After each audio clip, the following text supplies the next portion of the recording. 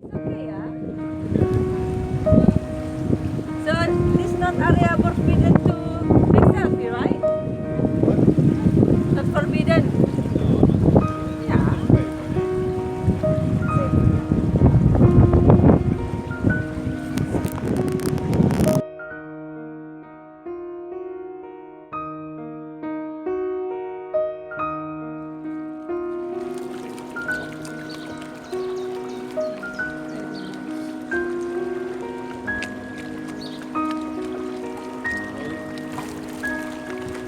Right.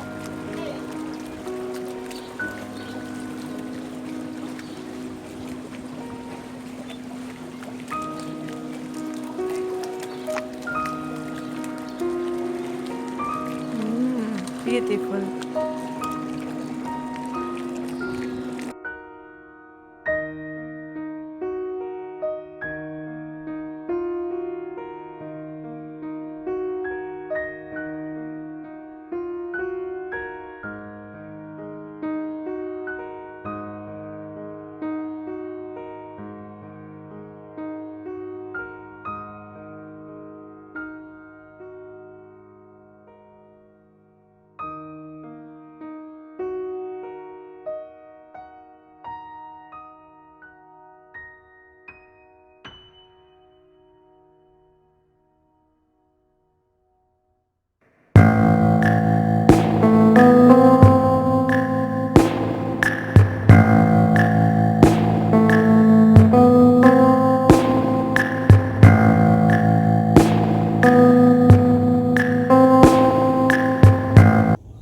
Yuhu!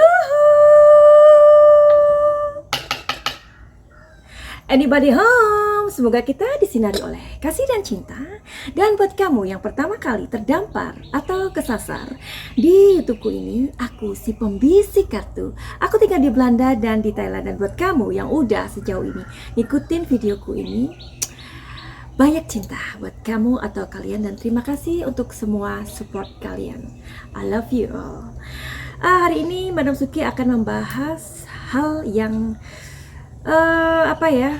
yang sangat-sangat sensitif ya. Belum masuk ke sana, aku akan mengawali dulu dari video yang pertama kali aku buat tentang kasus Subang ini. Barangkali kalian masih ingat, aku sudah membuat video yang berbeda sebenarnya ya.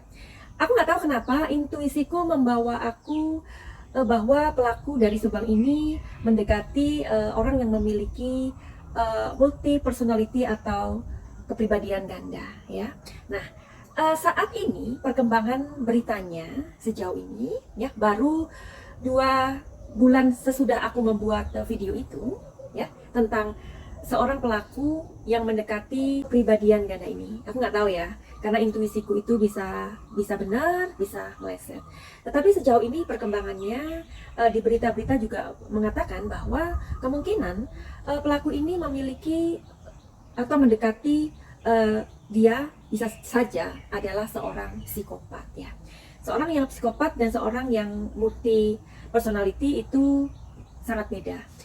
Untuk mengetahui itu, kalian bisa kembali ke videoku yang lama, atau aku akan menyematkan buat notifikasinya di kolom komentar yang aku sematkan. Jadi kalian gak usah capek-capek nyari dan langsung cus bisa ke sana. Itu adalah video yang pernah aku buat 2 bulan lebih, atau 2 bulan yang lalu tepatnya. Aku mengatakan tadi di awal bahwa aku akan membahas sesuatu yang sensitif sekali ya.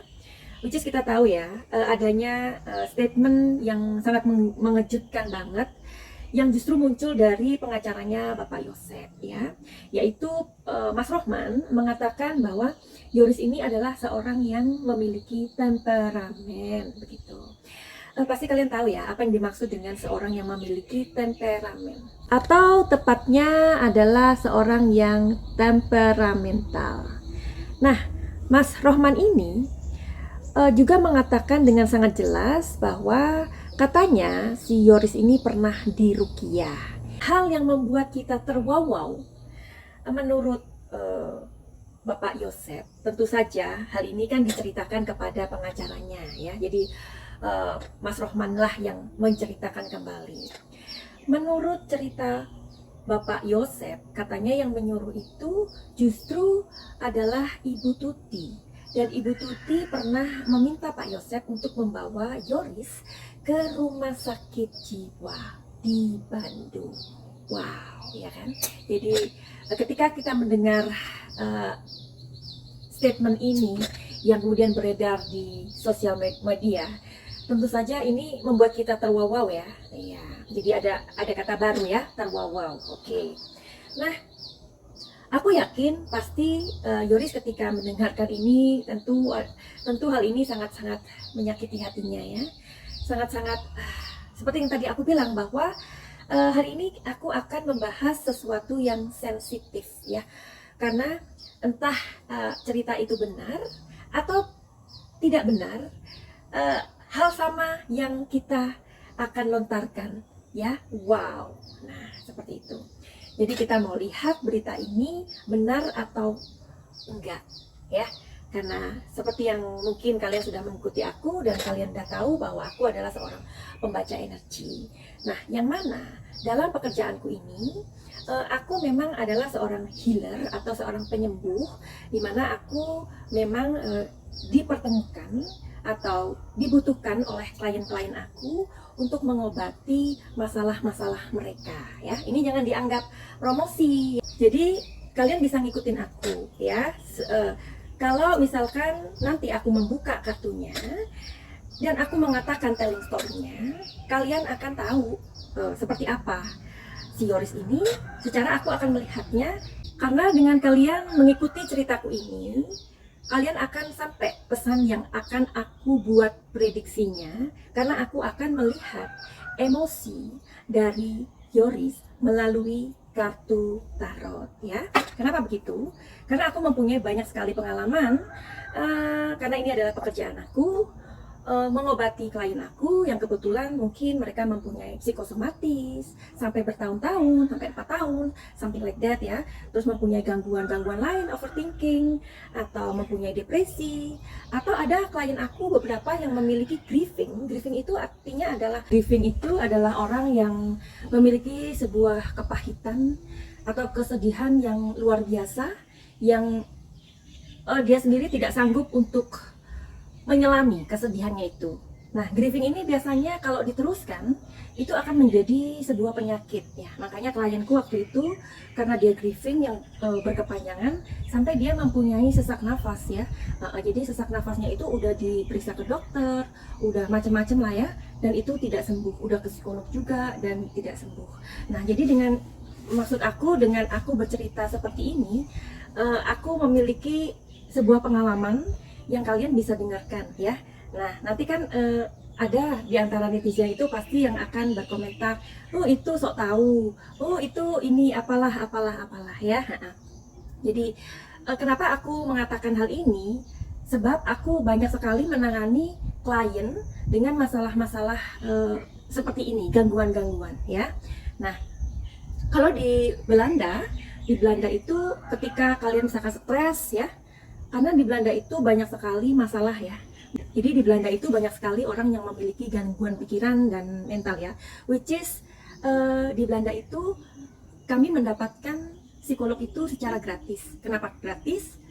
Tentu saja karena kami membayarnya setiap bulan yang diambil secara langsung oleh pemerintah ya. Jadi supaya tidak melebar kemana-mana, jadi aku hendak mengatakan bahwa kalau di Belanda itu, maksud aku orang yang memiliki gangguan-gangguan seperti pada umumnya ya kan. Sebelum orang menjadi psikopat itu kan pastinya ada sebuah rentetan dulu ya kan. Atau orang itu menjadi orang yang seperti itu pasti dia punya sebab dulu. Which is di Belanda psikolog itu gratis ya. Tetapi banyak sekali orang-orang yang masih menyelesaikan ketika mereka tidak mempunyai sarana atau tidak mempunyai solusi dalam masalahnya itu. Banyak sekali orang yang bunuh diri ya di Belanda itu. Nah, sebenarnya kalau di Indonesia ketika kita memiliki gangguan atau kita mau datang ke psikolog aja masih maju mundur. Kenapa? Karena nanti itu dianggap bisa gila, padahal enggak. Jadi cara pandang atau cara pikir seperti itu sebaiknya kita rubah ya. Karena ketika kita mendapatkan sebuah gangguan atau istilahnya emosi kita udah nggak stabil, itu kalian harus memang datang ke psikolog ya. Aku pun ketika menangani atau ingin menyembuhkan orang-orang yang memiliki emosi yang tidak stabil atau gangguan-gangguan dalam pikiran atau mental mereka, aku pun bertanya, apa sudah ke dokter, apa sudah ke psikolog? Karena memang kesehatan mental itu penting. Nah, hari ini kita mau membahas tentang kata-kata dari atau statement dari Pak Rohman yang mengatakan seperti tadi. Aku nggak perlu mengulang lagi dari statement Mas Rohman selaku pengacara dari Bapak Yosef. Daripada kita kepo dan kita penasaran yang berkelanjutan atas statement dari Pak Rohman atau Mas Rohman selaku pengacara Pak Yosef ini yang membuat kita terwawaw dengan statementnya ya. Masa sih Ibu Tuti pernah meminta kepada Pak Yosef agar si Yoris itu diruqyah, dan yang bikin wownya lagi, Ibu Tuti meminta Pak Yosef untuk membawa Yoris ke rumah sakit jiwa di Bandung. Oke, jadi kita cari tahu ya, sesuai dengan bidang aku, karena aku bisa melihat emosi dari orang, apakah dia memiliki gangguan atau tidak, yang aku bisa lihat dari kartu-kartu tarot ini. Cus, kita langsung aja untuk mencari tahu. Jadi sebelumnya aku juga minta izin sama Mas Yoris ya, karena hari ini kita mau lihat Mas Yoris, apakah Mas Yoris memiliki gangguan atau memiliki emosi yang temperamental seperti yang diucapkan oleh Mas Rohman selaku pengacara Bapak Yosef. Tentu saja sebelum Mas Rohman ini memberikan statement, tentu saja cerita ini nggak mungkin dia mendapatkan dari ilusinya atau halusinasinya, nggak mungkin kan. Pasti Pak Yosef lah yang menceritakan. Ini kayaknya makin seru ya. Oke, jadi aku akan membacanya. Dan izinkan aku sekarang untuk konsentrasi sebentar. Aku ingin sekali terhubung dengan intuisiku untuk mencari tahu bagaimanakah emosi dari Yoris, dan apakah cerita dari Mas Rohman ini benar atau bagaimana. Oke, tolong bantu aku untuk mengirimkan energi kalian di kartu kuning ini sekarang.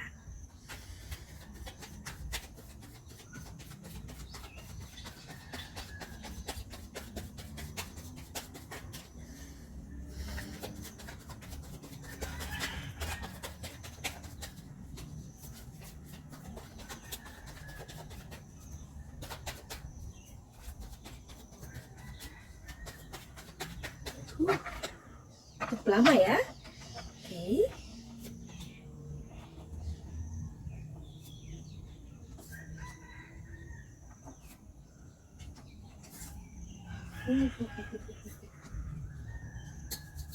Mau dibuka sekarang? Oke, kita buka sekarang. Oke. Ngomong-ngomong, kalian suka nggak dengan penampilan Madam Suki yang yuhu ini? Atau masih ada yang bilang, apa sih, biasa aja gitu loh ya? Ya, jadi sayang, ini adalah aku, si Madam Suki, dengan penampilanku yang seperti ini. Jadi aku harap kalian sudah mulai terbiasa dengan penampilanku ini. Oke, kita lanjutkan. Ini adalah sebuah sumber artinya ya. Ini adalah dream.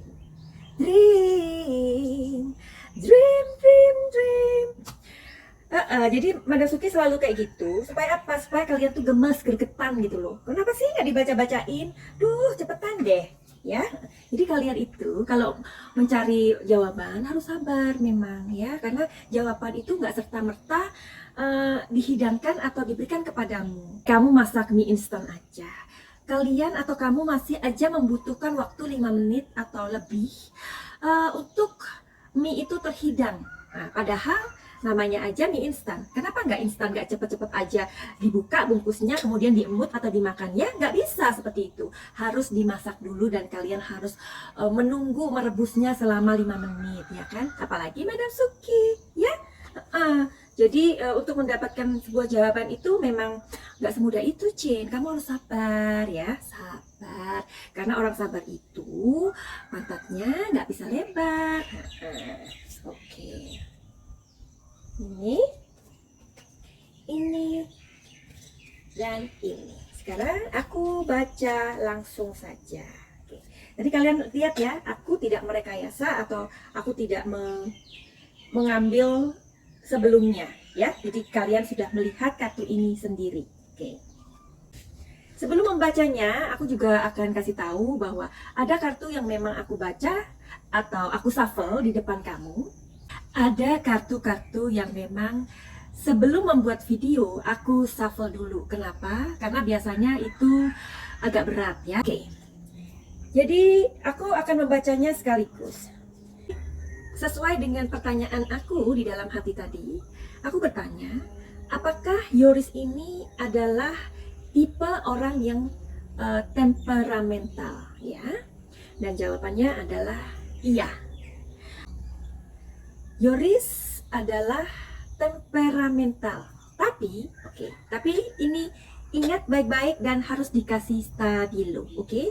Nah, jadi kalian jangan mendengarkannya setengah-setengah, nanti akan salah paham.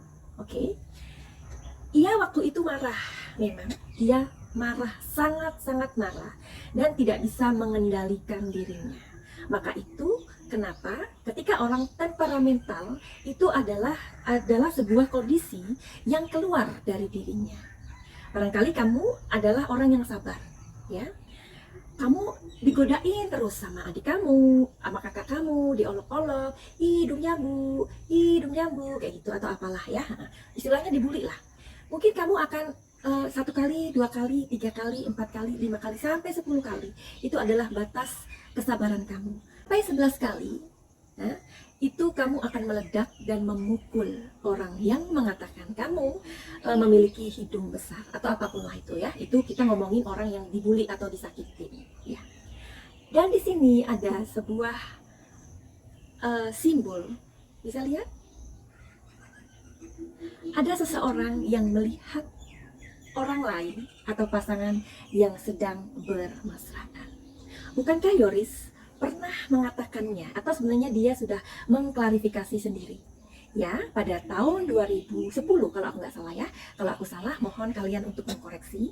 Jadi dia sudah mengkoreksi statement itu bahwa tahun 2010 memang terjadi sebuah kejadian di mana ia sedang membela ibunya dan ia mengatakan bahwa ayahnya sedang bermesraan dengan ibu tirinya, yaitu yang tak lain adalah Ibu Mimin Darsi. Aduh, sampai jatuh loh kartunya ya. Oke. Jadi ini adalah kebenaran.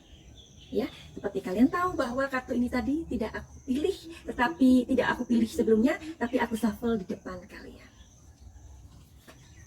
Dan di sini ada kartu lagi. Past life.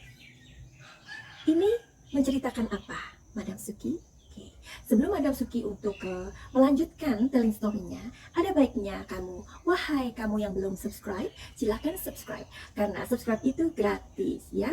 Kalian boleh saja terlena dengan pembacaan kartuku ini di dalam telling story aku, tapi sebaiknya kalian juga pergunakan jempol kalian untuk like ya. Dan jika kamu belum subscribe, silakan subscribe. Bagi kamu yang sudah subscribe, jangan ditekan lagi subscribe, nanti menjadi unsubscribe. Oke, dan silakan untuk mempergunakan jempolnya agar jempolnya tidak nganggur. Terima kasih. Pembacaan dari kartu ini adalah Yoris sangat-sangat marah karena kartu ini menjelaskan tentang masa lalu. Jadi masa lalu keluarganya. Jadi keluarga ini memang keluarga yang memang banyak masalah, banyak sekali masalahnya, ya, dari anak ke orang tua, dan mungkin ada hal-hal lain yang terjadi karena seperti video aku yang sebelumnya. Pada awalnya sih Bapak Yosef ini adalah laki-laki yang memang mencintai. Bapak Yosef ini sangat mencintai Ibu Tuti, ya. Itu adalah kisah cinta mereka dan aku sudah membuatkan videonya. Ya, udah lengkap loh pokoknya video Madam Suki ini lengkap lah. Melihat dari emosi, melihat dari segala sudut pokoknya ya. Tapi karena mungkin cara ngomong aku terlalu panjang ya. Mungkin itu netizen mengatakan berbelit-belit dan too much. Padahal seperti yang aku bilang bahwa aku pengen sekali membawakan atau memberitahu kalian masalah atau kasus Subang ini untuk hal yang tersirat bukan yang tersurat ya. Nah, aku tetap yakin bahwa Bapak Yosef ini sangat mencintai Ibu Tuti. Bahkan aku sudah membuat videonya dan disitu aku dimarahin sama netizen. Kalau memang Pak Yosef itu mencintai Ibu Tuti, mengapa dia kok menikah lagi? Itu kan namanya tidak setia, itu kan namanya tidak cinta ya. Aku dimarahin sama netizen ya. Nah, sekarang gini analogi. Kalian suka kan analogi? Analoginya, kamu itu ada di sebuah pengkolan jalan, Cin ya. Terus kamu itu udah kenyang kan dari rumah teman atau dari mana lah, pokoknya dari dinner gitu kan. Udah kenyang gitu. Nah, terus udah gitu di pengkolan jalan itu ada orang yang jualan sate, sebut aja itu Mang Ujang ya. Mang Ujang ini jualan sate, tapi ini bukan Mang Ujang yang itu ya, bukan ya, ini Mang Ujang yang lain gitu. Jadi Mang Ujang itu kipas-kipas aja, dan tahu nggak sih baunya itu sate itu semerbak dan membuat sepertinya apa ya, bulu-bulu di hidung kamu itu berayun-ayun gitu, atau apa ya, kembang kempis atau apalah itulah pokoknya. Nah, jadi bulu-bulu di hidung kamu itu merasa seperti dicolok-colok gitu. Itu padahal kamu udah kenyang loh. Nah, karena baunya itu sangat-sangat membuat kamu tidak tahan, meskipun kamu sudah kenyang. Nah, kemudian Pak Ujang tiba-tiba bilang, Neng atau Mas, kamu berdiri aja di situ, ayo sini. Dikasih sama Pak Ujang daripada kamu nunggu kelamaan, kamu lagi nunggu bis kan. Nah, udah kamu di sini aja gratis deh. Ini loh, tadi ada customernya Pak Ujang beli, terus udah gitu, ternyata kebanyakan. Ya udah, ini kamu tak kasih 10. Kira-kira kamu yang udah kekenyangan, Cin, kemudian kamu dikasih sate sama Pak Ujang dan itu gratis. Gimana? Kira-kira bulu-bulu di hidung kamu melambai-lambai apa enggak? Ya pastinya lah. Demikian juga kondisinya dengan Bapak Yosef. Ya, jadi jangan marah-marah. Kalau aku buat videonya tentang Pak Yosef, memang Pak Yosef ini mencintai Ibu Tuti. Nah, karena di pengkolan jalan itulah ketemu dengan Pak Ujang yang menawari sate. Jadi ya, kalian bisa gambarkan sendiri. Makanya kartu ini keluar ya. Jadi masih ingat kan? Jadi ini adalah past life. Di kehidupan keluarga ini terlalu banyak masalah intern. Nah, setelah kamu tadi mendengarkan, jangan dipotong ya. Aku bilang tadi iya, si Yoris itu memang temperamental, tapi ada hal yang membuat dia marah sampai nggak bisa mengendalikan diri. Dan kejadian ini bukan 1-2 kali si Yoris mendapatkan laporan dari mamanya ya. Padahal ceritanya Madam Suki itu udah jelas loh. Cuman memang aku tuh kalau cara ngomongku kayak gini, jadinya kamu itu yang apalagi kurang suka mendengarkan ya, yang sukanya hanya mendengarkan sesuatu yang tersurat, jadinya memang too much, Cin. Padahal aku tuh sudah membuat gambaran tuh sejelas dan segamblang mungkin ya. Oke, sekarang apa lagi yang mau kita cari tahu? Jadi kalian bisa memikirkan sendiri statement dari Pak Rohman tadi. Apakah sebenarnya si Yoris ini pernah diruqyah atau Ibu Tuti pernah meminta Pak Yosef untuk membawa Yoris ke rumah sakit jiwa di Bandung. Oke, ini bonus ya. Sebenarnya sih aku pengen udahan. Tapi aku mau kasih tahu lagi tentang sebenarnya apa sih maksud Pak Yosef untuk mengatakan hal seperti itu. Maksudnya dia apa gitu loh. Ngasih tahu ke Pak Rohman atau Mas Rohman pengacaranya dengan menceritakan hal seperti itu. Maksudnya apa? Pak Yosef, tolong kasih tahu saya ya. Oke. Pak Yosef, tolong kasih tahu Madam Suki. Ada kartu yang ini 2 kali dia pengen keluar. Oke, nggak apa-apa, aku kelarin. Pak Yosef, apa maksud Anda mengatakan seperti itu?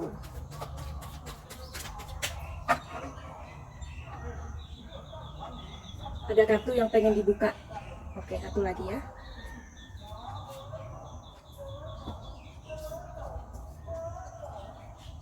Kartu ini minta 2 kali dikeluarkan. Ya. Dan kartu ini juga terbuka sendiri saat kemudian aku menshuffle ya, jadi posisinya aneh dia ini, 2 kartu ini ya. Oke, aku bacakan alasan Bapak Yosef menceritakan hal itu kepada Mas Rohman adalah kartu ini energinya mengatakan kepadaku adalah sebuah strategi. Tentu saja hal itu sangat diperlukan untuk membela diri, ya kan? Kita tahu saat ini sudah ada dua kubu, di mana kubu Yoris yang terbanyak mendapatkan dukungan dari masyarakat. Sebenarnya gini loh, Chin, kasus ini kita nggak perlu ngeblok salah satu kubu, ya kan? Yang penting adalah siapa yang harus bertanggung jawab atas kasus perampasan nyawa ini. Tapi apa boleh buat, ya kan? Semua asumsi liar sudah menggelinding seperti bola, dan tentunya masyarakat juga berhak untuk melihat atau memikirkan atau berpikir atas sudut pandang atau cara pikir mereka masing-masing. Mau nggak mau, pastinya ada kalian yang di blognya Pak Yosep karena kasihan, beginilah, begitulah, begini, dengan banyak sekali hal-hal yang sudah kalian pikirkan. Dan sebaliknya, kalian juga memilih Yoris atau memihak kepada Yoris karena Yoris begini, dan begitu, ya kan? Oke.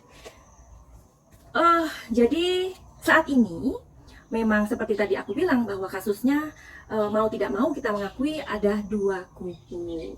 Nah, Pak Yosep juga mempunyai sebuah strategi yang mana tadi sudah aku kupas, ya. Dan kita adalah di bagian tengah-tengah. Jadi kita harus total sebenarnya. Total untuk mengawal kasus ini, atau saat ini kita memberikan sebuah energinya itu berbeda. Energinya itu seperti ini. Whatever, siapapun yang melakukan tindakan keji ini harus diadili seadil-adilnya agar cepat ketemu. Nah, jadi alangkah baiknya energi kita alihkan kepada energi yang lebih besar lagi, yaitu apa? Agar kasus ini cepat selesai dan polisi tidak salah tangkap. Itu aja kali ya, daripada kita ngeblok sana, ngeblok sini, yang akhirnya nantinya kita menjadi berantem sendiri di kolom komentar. Benar apa enggak? Oke, jadi sudah jelas tadi apa yang sudah aku katakan. Karena ini adalah video yang cukup sensitif, tadi aku bilang tentang statement yang awalnya dikatakan dari pihaknya Pak Yosep, yaitu dilontarkan oleh pengacaranya Pak Yosep, yakni Mas Rohman, ya. Dan hari ini sudah aku buka kartunya. Apakah si Yoris itu memang pribadi yang temperamental? Silakan kamu untuk memberikan komen di bawah ini. Oke, finally, sebelum aku mengakhiri video ini, pengen tahu solusi masalah kamu atau kalian yang punya masalah dengan gangguan emosi kalian, silahkan menghubungi aku untuk dilihat dulu emosinya seperti apa. Barangkali setelah itu tertarik dengan pengobatan atau healing emosi, karena aku juga bisa menyembuhkan inner wound atau inner emotion atau inner child atau trauma-trauma di masa lalu atau gangguan-gangguan yang membingungkan di dalam diri kamu, juga bisa aku obati atau aku healing, ya. Tapi untuk semua itu tentu saja tidak gratis karena aku bekerja dengan profesional. Finally, begitu aja. Send love and light. Salam